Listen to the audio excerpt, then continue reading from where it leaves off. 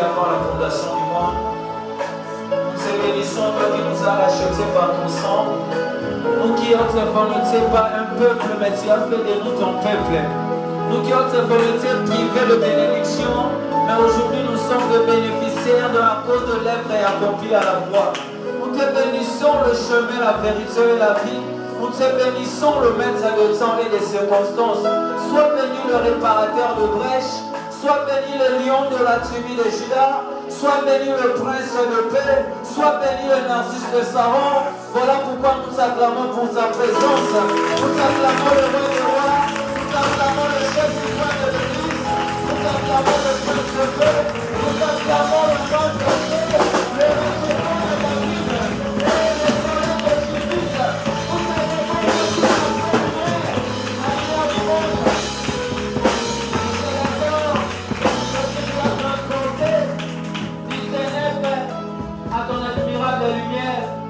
Aujourd'hui, je suis enfant de Dieu. Je suis justifié, non à cause de mes œuvres, mais à cause de l'œuvre accomplie à la croix. Aujourd'hui, je fais mes guérir devant ton peuple, non parce que je suis saint, mais parce que tu t'es substitué à moi, afin que je devienne saint comme toi. Voilà pourquoi je ne fais que t'acclamer, le chiffre et le prince de Dieu, la main cachée.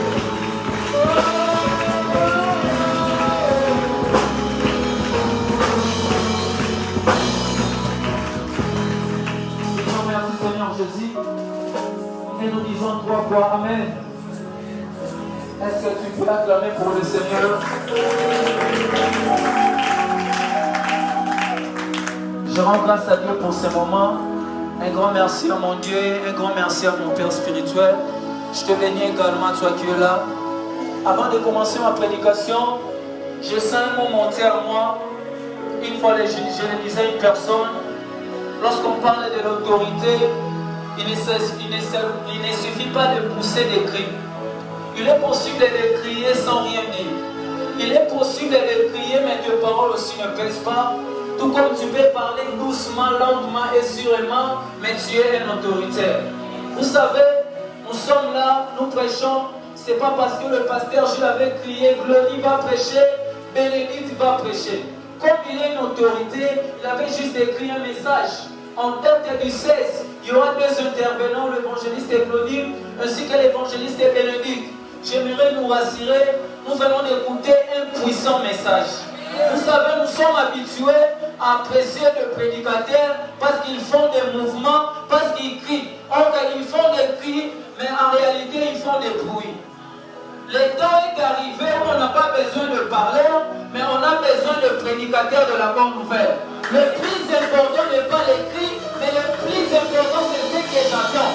La Bible déclare la foi vient de ce qu'on entend. La foi ne vient pas des cris, la foi ne vient pas des mouvements, mais la foi vient de ce qu'on entend.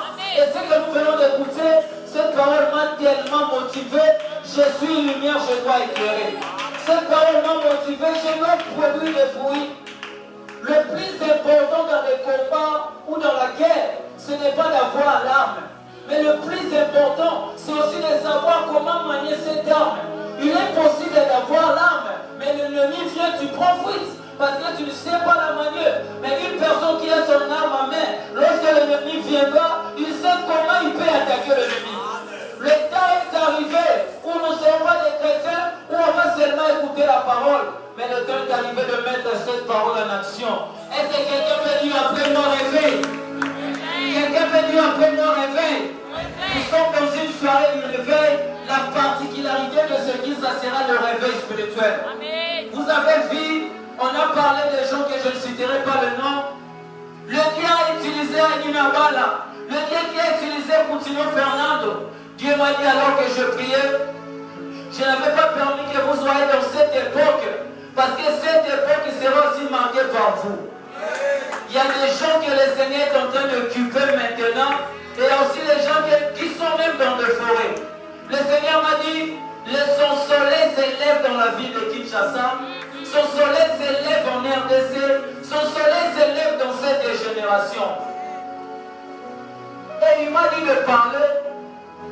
Lorsqu'on prêche, la parole dit, on prêche par connaissance, on prêche par révélation, on prêche aussi dans une dimension prophétique. Mais le Seigneur m'a dit ce soir d'utiliser tous ces offices. Un moment, je serai prophétique. Un moment, j'entrerai dans le monde des révélations. Mais la particularité de ce soir, je ne vais pas vraiment prêcher, mais je vais enseigner. Est-ce qu'on peut acclamer pour le Seigneur?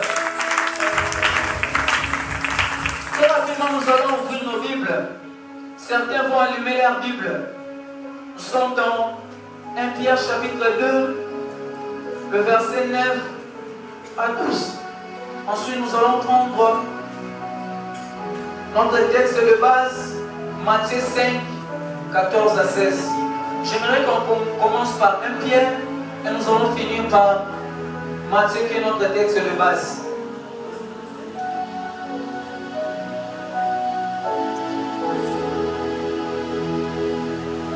On peut se lever s'il vous plaît pour honorer l'autorité de la parole de Dieu. 1 Pierre 2, 9 à 11.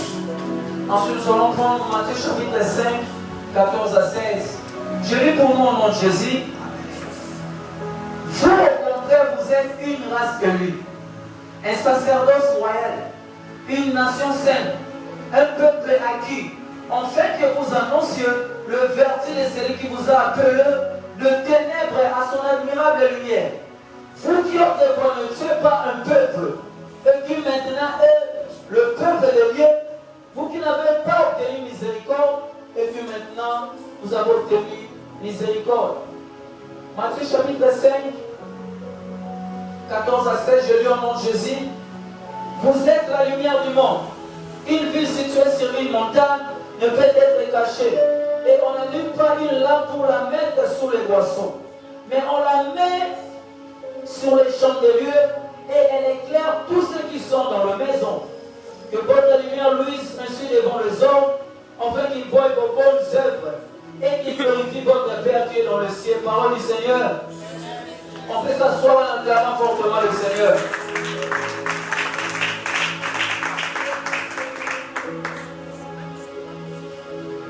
Alors, ce soir, j'aurai un sous-thème. Notre grand thème, c'est que ta lumière luise. Alors, par la grâce de Dieu, j'aurai un sous-thème. Tu es lumière, tu dois éclairer. Que ta lumière luise. Tu es lumière, que tu dois éclairer. Je commence d'abord par l'évangile de Matthieu. Il ne nous est jamais arrivé de poser cette question. Mais pourquoi pas révéler seulement la vie de Jésus avec une seule évangile, même l'évangile de Matthieu pouvait suffire pour parler de Jésus. Marc pouvait suffire pour parler de Jésus. Marc également, Jean également. Mais pourquoi on a commencé par Matthieu, Marc, Luc, Jean? Il nous a fallu 4 évangiles pour présenter la vie de Jésus. Frères et sœurs, toute la Bible tourne autour de la personne de Jésus. Et Jésus était l'objet de prophéties dans l'Ancienne Alliance. Et chaque prophète avait sa particularité sur la vie de Jésus. Il y avait des gens qui avaient vu la Vierge sera enceinte. Il y avait des gens qui avaient reçu des révélations, Jésus comme étant le roi. Mais Esaïe également dit Dieu puissant. Cela veut dire de son côté, Esaïe reçoit la révélation de Jésus comme étant Dieu, n'est-ce pas? Il y avait aussi également des gens qui avaient reçu la révélation de Jésus comme étant le Fils de l'homme. Alors il a fallu 4 évangélistes pour révéler toutes ces 4 dimensions de Jésus. L'évangile de Matthieu, c'est un évangile messianique. Pardon, c'est un évangile de la royauté. Ici, on révèle le roi Jésus. Matthieu présente Jésus comme étant le roi. Voilà pourquoi ça trouble plusieurs personnes. On commence dans la généalogie. Généalogie de Jésus, fils de David, fils d'Abraham. Alors qu'Abraham avait existé avant David. Mais pourquoi on commence par parler de David? C'est tout simplement parce que David est l'image de la royauté. Et comme c'est un évangile de la royauté, on commence par dire généalogie de Jésus, le fils de David. Et frères et sœurs, nous devons encore comprendre une chose. L'évangile de Matthieu n'est pas la première évangile à être écrit. Marc l'avait bien écrit avant lui. Mais qu'est-ce qui fait que Matthieu vient avant tous les 4 évangiles? C'est tout simplement le classement de livres dans la Bible ne dépend pas des chronologies.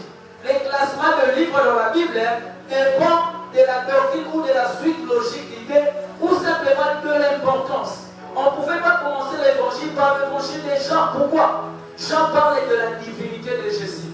Mais comme Jésus c'est un Dieu fait, on devait commencer par sa naissance. On devait commencer l'évangile par l'accomplissement des prophéties de l'Ancienne Alliance. Nous sommes ensemble. Alors, ici, nous voyons un enseignement qu'on appelle le béatitude. Les Juifs étaient le peuple privilégié de Dieu. Les Juifs étaient considérés comme étant une nation unique. Alors, pour eux, ils étaient sauvés. Dieu, c'est leur Dieu propre. Nous autres, on était considérés de païens, bien sûr.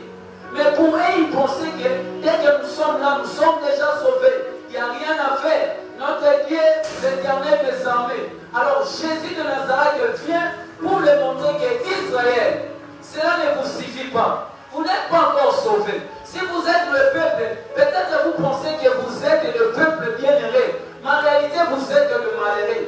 Parce que vous n'avez pas accompli la loi de Dieu. Peut-être vous pensez que dès que vous êtes là, vous faites la volonté de Dieu. Loin de là. Alors, Jésus avait commencé par parler des enseignements qu'on appelle le béatitude. Errez, errez, errez le peuple saint, errez ceux qui ont le cœur pur. Et en arrivant au verset 14, Jésus parle d'Israël comme étant l'église de Dieu. Il s'adresse également à ses disciples. Il dit, vous êtes la lumière du monde. Quelqu'un qui lit Jean chapitre 8, le verset 12, Jésus dit, je suis la lumière du monde. Donc, lorsqu'on dit je, cela veut dire moi. Donc, moi, c'est je suis la lumière du monde. Mais il vient dans Matthieu, une fois, on dit, vous êtes. Donc, en d'autres termes, pas moi, Jésus. C'est vous qui êtes la lumière du monde. Mais vous allez encore remarquer une chose, frères et sœurs. Jésus n'a pas dit, vous êtes la lumière du monde au pluriel. Mais il dit, vous, c'est au pluriel. Vous êtes, c'est au pluriel. Mais pour parler de la lumière, il utilise le singulier. Vous êtes la lumière du monde. Est-ce que Jésus avait commis une erreur? Loin de là. Il ne s'adressait pas à de nombreux peuples, mais il s'adressait à son église. Puisque l'église n'est pas une, l'église est une. Voilà pourquoi il avait dit, vous êtes la lumière du monde. Frères et sœurs, nous sommes une race royale. Nous sommes un peuple mis à part. Aujourd'hui, lorsqu'on peut te poser la question, c'est quoi l'église? Les gens voient des bâtiments. Mon église, c'est armée de victoire. Mon église, c'est la compassion. Mon église, c'est la Philadelphie. Là, c'est juste les noms donnés dans les églises locales. Lorsqu'on parle de l'église de Dieu, c'est l'ensemble de peuples qui ont mis foi au Seigneur Jésus-Christ. Et nous formons un seul corps. Nous sommes ses propriétés privées. Et sur ce, la Bible déclare malheur à la terre, car le diable est descendu avec une grande colère. Mais qui est le diable? Le diable, c'est le prince du monde de ténèbres, n'est-ce pas? Le diable, c'est le prince des ténèbres. En d'autres termes, le diable, c'est le maître du ténèbre. Et lorsque la Bible dit malheur à la terre, car le diable est descendu, cela veut dire malheur à la terre, parce que comme le maître du ténèbre est sur la terre, automatiquement la terre sera couverte du ténèbre. Mais heureusement pour nous, la Bible déclare, nous sommes l'église de Dieu. Les portes du séjour des morts ne prévendront point contre nous. Cela veut dire ceci. Peu importe le ténèbre du diable, nous avons reçu Jésus comme étant notre Seigneur et notre Sauveur. Il nous a transportés du ténèbre à son admirable lumière. Mais comme dans la marche avec Dieu, l'homme a sa part, Dieu également a sa part. Alors qu'il voulait finir sa mission, il dit à ses disciples ceci. Il vous est avantagé que je m'en aille. Les disciples ne comprenaient pas. Quel désavantage?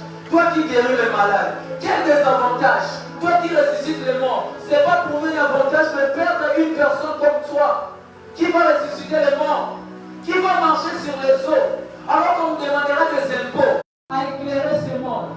Nous sommes appelés à influencer ces mondes. Nous sommes appelés à donner les coups dans ces mondes dans le christianisme. Mais malheureusement pour nous, l'église actuelle, au lieu d'influencer, l'église est influencée. Malheureusement pour nous, les enfants de Dieu, au lieu de conduire les païens vers nous, c'est nous qui nous rejoignons les païens dans les boîtes de nuit. Nous sommes ensemble avec les païens dans les endroits qui n'en ont pas Jésus.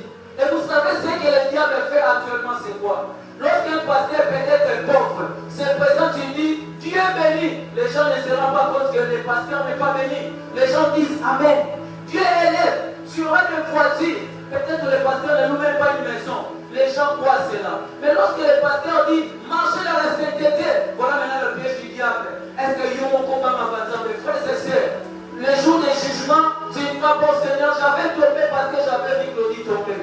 Le jour du jugement, tu ne diras pas, Seigneur, j'avais tombé parce que j'avais vu le frère Daniel tomber. Loin de là, le salut est individuel. Lorsqu'on prêche, tu n'as pas besoin de savoir la vie de la personne qui prêche. Tu as besoin de prendre ta part. Ta relation avec Dieu ne dépend pas de moi, dépend de toi.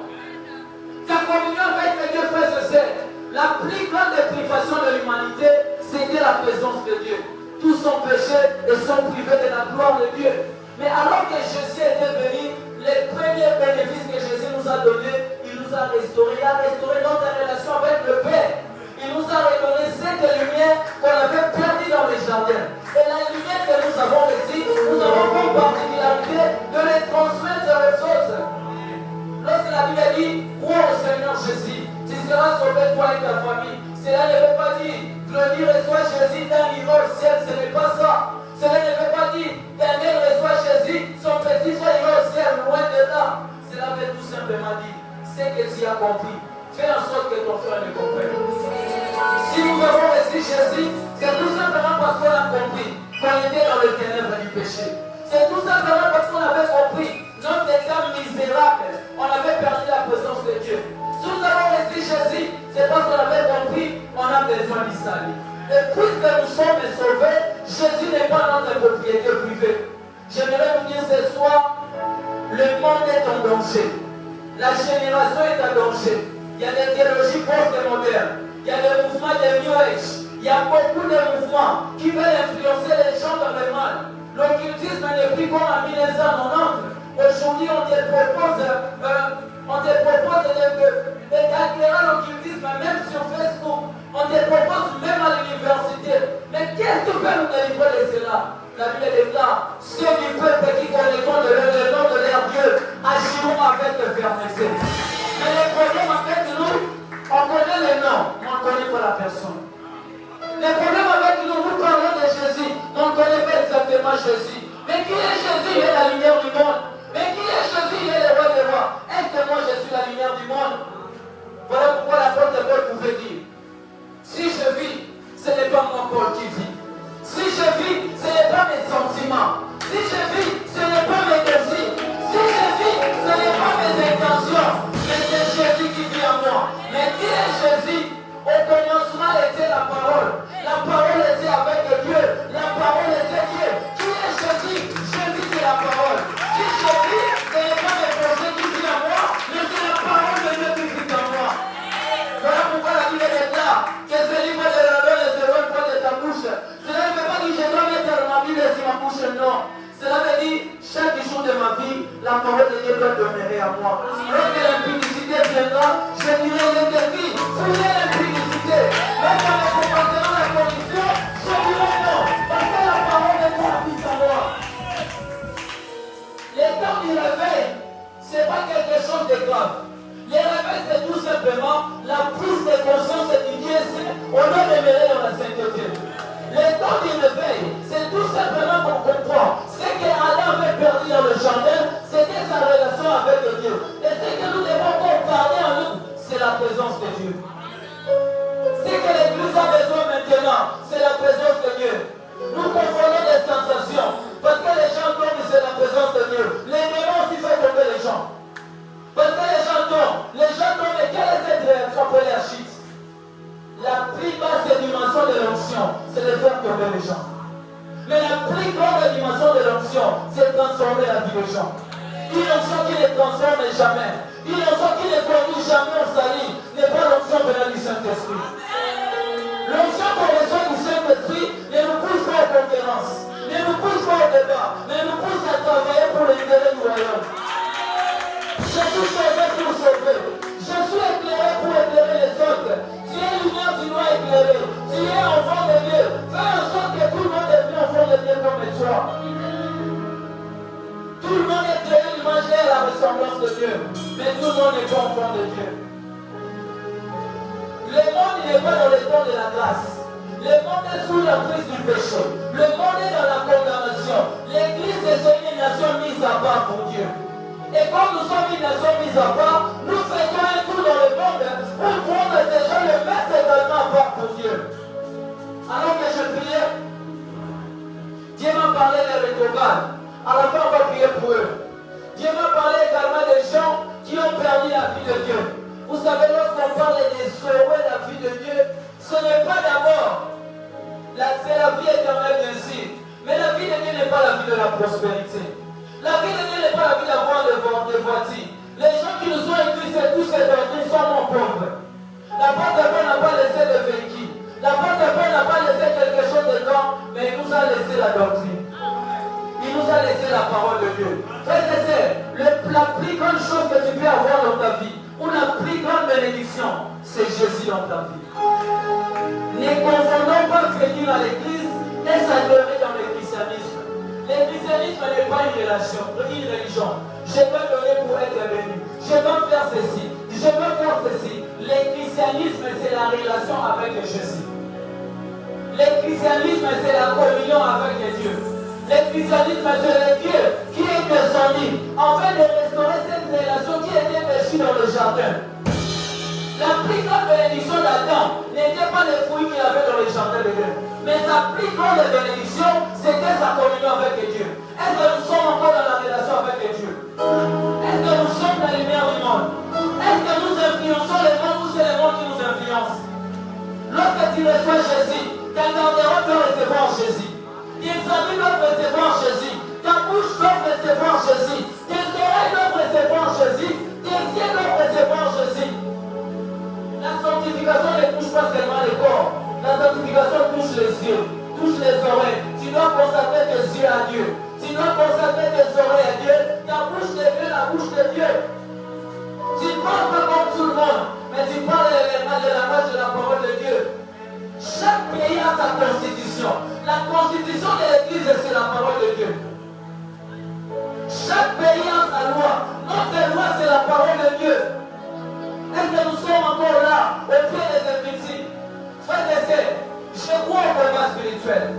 Les combats spirituels existent également. Mais les combats spirituels de l'église actuellement n'est pas contre les démons. Les combats spirituels de l'église actuellement n'est pas contre les condamnations des lois de famille. Les combats spirituels de l'église actuellement, c'est les combats contre les Écritures. L'église est en train de résister aux Écritures. L'église est en train de résister à la parole de Dieu. Voilà pourquoi nous prenons des partis, nous laissons des partis. Mais les temps du réveil, c'est les temps où on va se lever pour dire, nous se soumettons à la parole de Dieu. Il n'y a pas de choses à recevoir, il n'y a pas de choses à rejeter. Il y a que toutes les écritures de l'Esprit de Dieu. Mais regardez la fraternité d'aujourd'hui. Tous les foulerons la parole de votre paix, je me les donne en possession. Amen, c'est ma parole. Tu seras la tête et non la queue. Amen, c'est ma parole. Beaucoup de prédicateurs prêchent Deutéronome 28. Du 1er au 14e verset. On dit, si tu obéis à la parole de l'Éternel, voici les bénédictions qui vont t'accompagner. On dit pas cela. Tu seras la tête et non la queue. On dit Amen. À partir du 15e verset, l'Éternel tente également de prononcer des malédictions liées aux gens qui n'obéissent pas à la parole de Dieu. Qui est déjà prêché Deutéronome 28 à partir du verset 15? Qui a déjà suivi de belles prédications? On ne peut pas prêcher la parole de Dieu en partie. La sainte doctrine commence dans Genèse chapitre 1er jusqu'à l'Apocalypse 22. L'évangile ne commence pas dans Matthieu. L'évangile commence dans Genèse chapitre 1er. Tout ce qui est écrit, c'est la révélation de la parole de Dieu. La Bible n'est pas les paroles des hommes. La Bible, c'est la pensée de Dieu mis aux écrits. Dans la Bible, ce n'est pas les hommes qui parlent. Même là, tu vois pas dire, je viens à la manière des hommes. Il pense dire à la manière des hommes, mais il est sous l'inspiration du Saint-Esprit. Tout ce qui est écrit dans la Bible, c'est la parole de Dieu. J'aimerais vous dire, au temps de la grâce, on ne force rien. Moi, je ne peux pas prêcher. Pour être béni, tu dois faire ceci. Là, nous rentrons à la loi. Au temps de la grâce, j'ai préparé cette prédication, je n'ai pas gêné, j'ai mangé de lundi au vendredi. J'ai préparé cette prédication, quand j'étais faible, j'ai dormi. Parce que je sais que ce n'est pas mes prières qui feront en sorte que Dieu agisse. Voilà pourquoi plusieurs se glorifient. Si il est guéri parce que j'avais prié, non. Je suis guéri parce que Jésus agit. Ma vie est transformée parce que Jésus agit. On ne peut pas te glorifier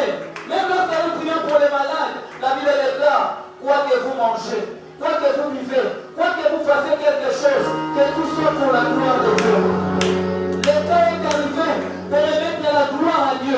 Le temps est arrivé où l'Église doit obéir complètement à la parole du Seigneur. Aujourd'hui, plusieurs personnes sont déçues. Il m'arrive des fois de partager avec le sœur, avec le frère. Mais s'il rencontre un frère qui te dit, l'évangéliste Claudie, il m'est arrivé de faire des relations amoureuses. Mais les gens qui m'ont beaucoup déçus, ce sont les sœurs en Christ. S'il rencontre également une sœur en Christ qui te dit, l'évangéliste Claudie, j'ai fait des relations amoureuses, mais les gens qui m'ont beaucoup déçus, ce sont les frères en Christ. Un jour, Dieu m'a dit, Claudie, si tu pries pour le mariage, pour la femme de ta vie, ne demande pas la beauté, ne demande pas la fidélité, demande simplement la femme qui connaît le Seigneur. La femme qui est fidèle à Dieu sera fidèle à son mari, non à cause de l'amour qu'il a pour son mari, mais à cause de l'amour qu'il a pour Dieu, il doit préserver sa relation avec le Seigneur. J'aimerais te dire ce soir, peut-être que tu es dessus. Je m'attends à la puissance, je m'attends à la guérison. J'aimerais te dire, pour que Dieu guérisse, on ne parle pas seulement de la guérison. L'apôtre Pierre avait prêché sur la repentance, mais les gens étaient baptisés de l'Esprit. Il avait prêché sur la repentance, les vies étaient transformées. Je peux parler de la repentance, à la fin je guérirai le malade.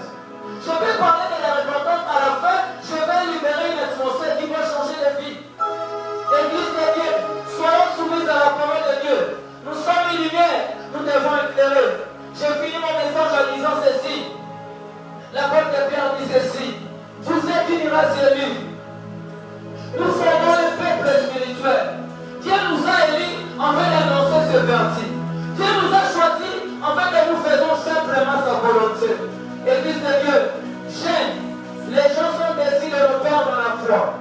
Les gens sont déçus de voir des vidéos, des sexes. Les gens sont déçus. Vous savez pourquoi Dieu a permis qu'on voit même les erreurs de David? C'est pour un moyen de se prévenir. David était tombé parce qu'il regardait. Si tu ne peux pas tomber, ne regarde pas. Lorsque nous voyons les erreurs de nos pères, cela ne veut pas dire que nous sommes plus qu'eux. Cela ne veut pas dire que Dieu nous aime plus que eux. Il y a des gens qui ont parlé de la repentance plus que nous. Ils sont tombés. Mais Dieu a choisi cette génération afin de restaurer encore sa gloire dans ce pays. Et que cette gloire marchera dans le monde entier. Posons-nous vraiment la question. Lorsqu'on voit le coronavirus, bien que c'est la volonté de Dieu, mais, Église de Dieu, imaginez autant de Paul, imaginez autant de Pierre, une personne auprès de Paul qui souffre de corona. Paul est présent. La Bible déclare, il se faisait de miracles au point où les gens touchaient seulement leurs vêtements. Quel degré de l'onction. Il se faisait de miracles, les gens, donc, comment je fais ça? Donc, si Bika, papier, mouchoir, au fin a échangé. Pourquoi? Ces gens avaient la présence de Dieu en eux.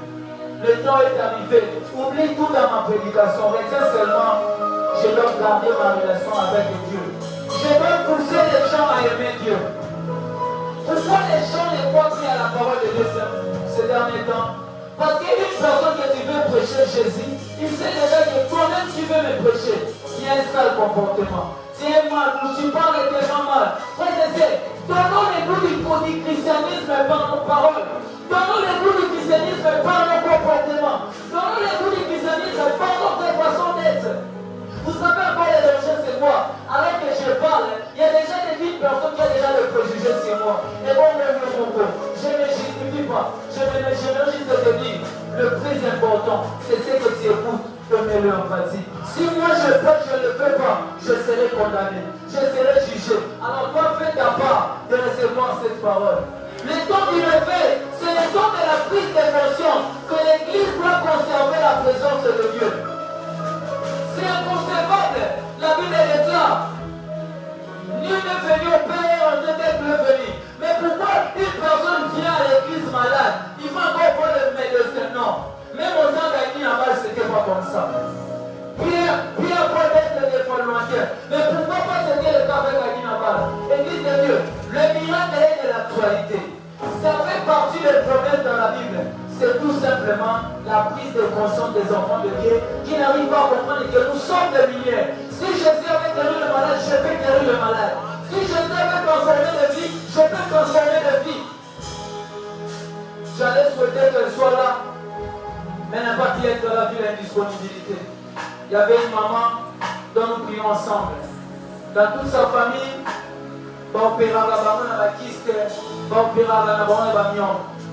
elle est partie voir le médecin. Un grand médecin l'a dit, tu dois être opéré. Tu dois être opéré.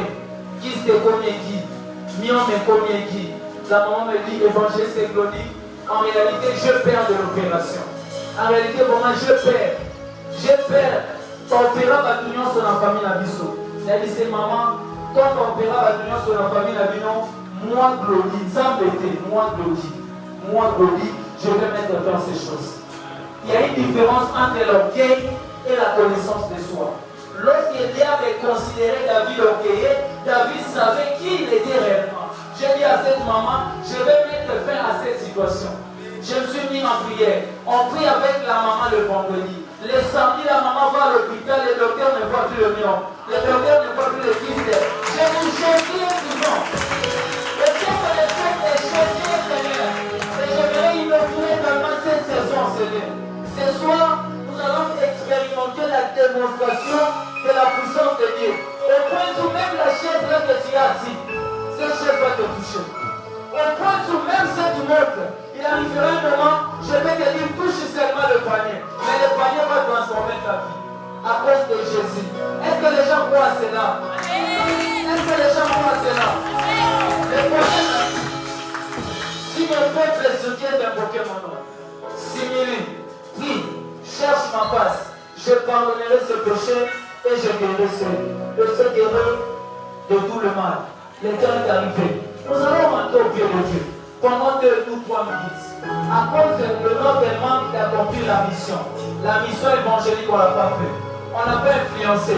Mais à la fin de ce message, j'aimerais t'inviter à supprimer même des contacts dans ton téléphone. Jésus a dit, si donner est pour toi une occasion de chute, arrache-le. Il n'y a pas un moyen d'arracher l'aide. Il n'y a pas également un moyen d'arracher l'oreille. Le problème c'est quoi? Il voulait tout simplement dire, tout ce qui peut te déconnecter de Dieu, toi déconnecte-toi de la chose. Si c'est les amis, déconnecte-toi de ses amis. Si c'est l'entourage, déconnecte-toi de l'entourage. Il n'y a pas les réveils sans séparation. Il n'y a pas la communion avec Dieu sans séparation. Il y a des chants que tu dois supprimer dans ton téléphone. Il y a des vidéos que tu dois supprimer. Pour les jours, tu dis, mon téléphone doit servir Dieu. Mes amis doivent servir Dieu. Mes parents doivent servir Dieu. Tous les gens doivent servir Dieu. J'ai vu une lumière. Ma vie doit éclairer. J'ai vu une lumière. Mon comportement doit m'éclairer. Tu dois également éclairer par ta vie de prière. Tu dois éclairer par ton comportement. Tu dois éclairer par ta façon d'être. Tu dois éclairer par ta façon de parler. Tu dois également éclairer en démontrant la vie de Jésus. Quand tu rencontreras le malade, tous ils seront guéris au nom de Jésus. Quand tu rencontreras les problèmes, tous au nom de Jésus, les vies seront transformées. Et j'aimerais que j'ai même pour nous annoncer, je vais en dire ce soir, vive le réveil, vive le temps du réveil, vive le temps de la vie de Dieu au sein de l'église. Chala souke le koshasa, Bella Zara Wakata.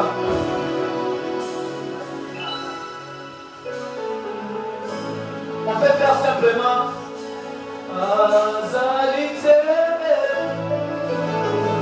on fait ce morceau pendant que les chanteurs sont en train de chanter. J'aimerais nous pousser le bas de la croix, implorer la grâce ainsi que la miséricorde de Dieu. Alors qu'on était insensible, alors qu'on n'accomplissait pas la mission comme il faut. Charles Soutsoké. Dis-le comme Jésus.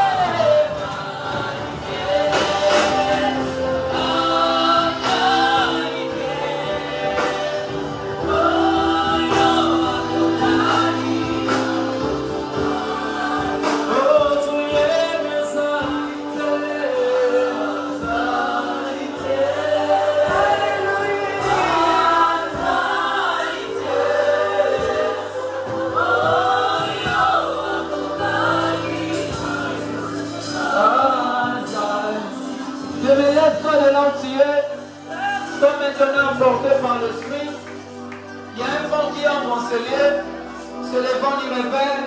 La Bible déclare, dans le dernier temps, je répandrai de mon esprit sur toute chair.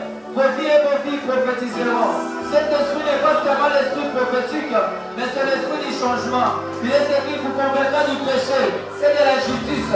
J'aimerais que les amoureux de l'esprit commencent déjà à vibrer. Et dans les minutes qui suivent, les vies seront touchées. Dans les minutes qui suivent, les vies seront transformées.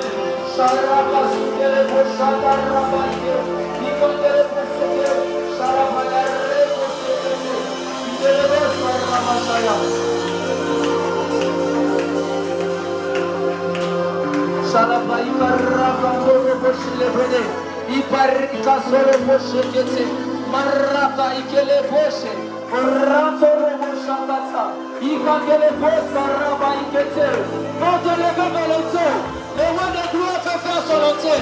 Quand se lever pour les eaux, le roi de gloire fait faire son entier.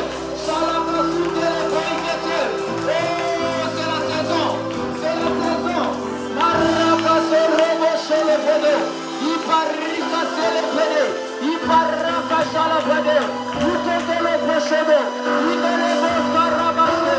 Iberebo se. Le suke le poste. Eraka yarabashe. La suke le poste. Eraka reboshe. Ilebo sarabashata. Ela sorrebo shalabade. Ikate le posoto. Ebaraba shalabade. Iparaka shalabade. Shenda maraka shalabade.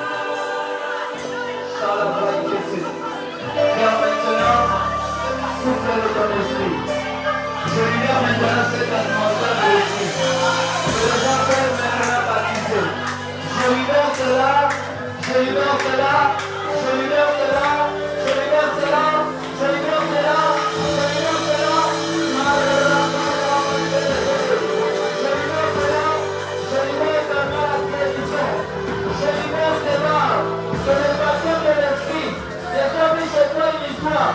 Prie-le maintenant. Qu'est-ce que tu n'arrives plus à abandonner? Tu l'abandonnes à partir de maintenant. Qu'est-ce que tu n'arrives plus à le faire? Commence à le faire maintenant. Je le déclare. Il est reposé, reposé à la voie.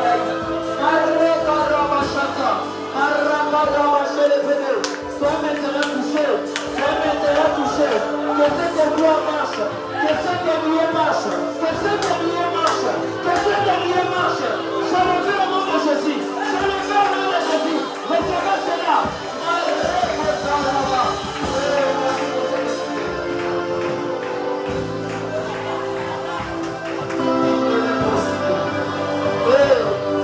Il y a des gens qui devraient aller à l'appel maintenant.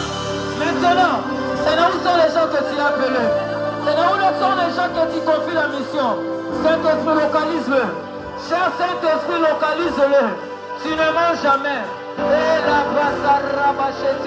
Cher Saint-Esprit, localise-le. Les gens que tu as appelés.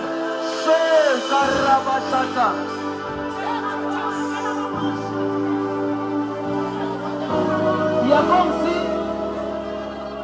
les gens veulent monter, mais comme étant l'esprit veut mettre les barrières. Ni le sens de paix au nom de Jésus. Comme le Saint-Esprit, c'est l'esprit du réveil. Dans les gens, les anges ils chantent Alléluia. Alléluia. Alors que je chante, je n'ai pas une belle voix, mais je libère une atmosphère angélique. Je libère une atmosphère de l'esprit. Alléluia.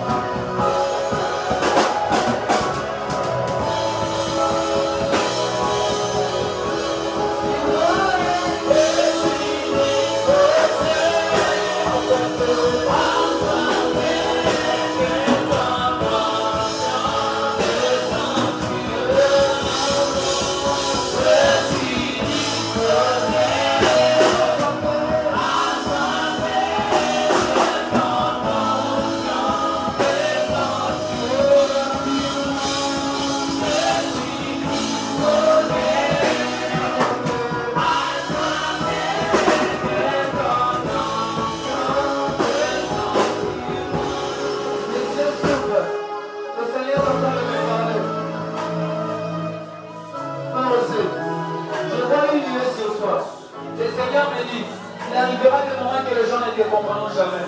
Et le Seigneur me dit aussi de te dire clairement, il t'a déjà parlé, que dans les jours à venir, tu évolueras ailleurs. Et le Seigneur me dit ceci, fais exactement ce qu'il te demandera de faire. Parce que je ne vois pas seulement le prophétique en toi, mais je vois une forte dimension de la parole. Ce que je suis en train de voir maintenant, c'est comme si les gens te sous-estiment. Mais le Seigneur me dit, c'est une personne qui va te montrer les Écritures. Tu auras tellement la connaissance, non seulement de la théologie, mais le Seigneur va commencer à te parler. Le Seigneur me dit encore, sois beaucoup plus dans le moment de ta joie, tu vas recevoir des révélations que les gens diront même, Ayoka Diabo Papa. Et la chose que les gens vont faire de voir, tu vas vers la théologie. Mais les gens qui vont payer le fait de la théologie, et vous aurez pas d'autres ça par le coup de la mission dans Bamo. Et pour le lever là, Bamo m'a vie. Ma campagne de Salema, ils décideront de te prendre en charge. J'ai pas même eu une maman louer une maison pour toi.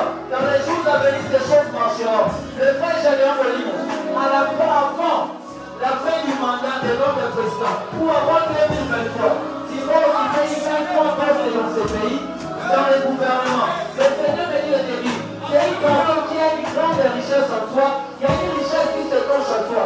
Il y a la sémence de la bénédiction, mais les choses qui peuvent tomber, ce sont des situations de ta famille. Le Seigneur me dit ceci, sois beaucoup plus connecté dans la prière, parce que le Seigneur a décidé de te faire du bien et de guérir ta maman. Je ne sais pas si ta maman est malade. Le Seigneur choisit quand ta maman est malade. Au moment où je suis en train de parler, on a parlé de ça.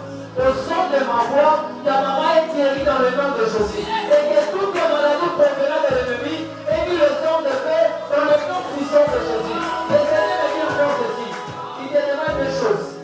La première chose que tu feras, sois profond dans la prière. La deuxième chose que tu feras, c'est une personne qui donnera beaucoup plus de offrandes. Pourquoi tu vas donner beaucoup plus de offrandes? Parce que tu seras entouré dans les jours à venir des gens qui penseront t'empoisonner. Mais le seul poison n'arrivera pas à cause des bonnes œuvres que tu feras. Et ce que la famille a prévu pour toi, c'est la sémence de l'instabilité.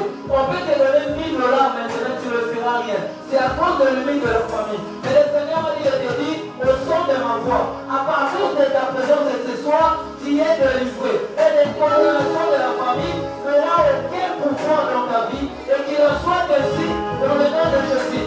Tous les serviteurs de Dieu qui sont ici présents, précisément les évangélistes de la JPC, je vois une saison de fausses accusations. Une saison de fausses accusations. Il y aura même des gens qui seront accusés en disant qu'ils sont embossés. On peut déjà arrêter les lives.